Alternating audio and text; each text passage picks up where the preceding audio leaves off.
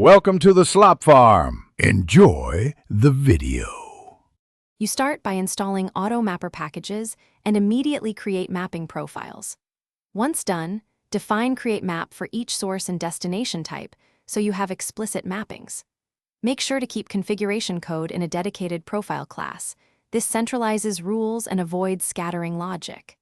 Then, register Automapper with your iService collection using Add Automapper and point to an assembly or type that contains your profiles. This wires Automapper into dependency injection, so you can inject iMapper where you need it. Now you handle complex mappings. Use for member dest equals dest. Prop opt equals opt. Map from src equals. For custom logic and flattened nested structures.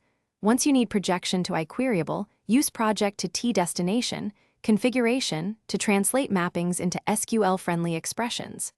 Make sure to map collections by defining Create Map for element types.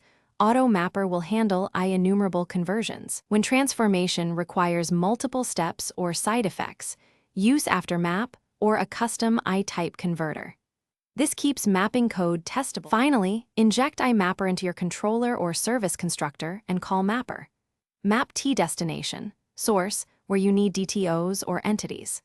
Once done, validate mappings with unit tests by asserting expected mapped values and run project to integration checks against your queries.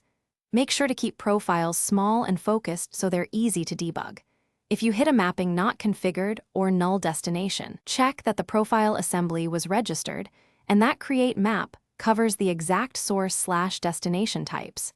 Missing configuration is the usual culprit. Thanks for watching. Consider subscribing if we helped you today.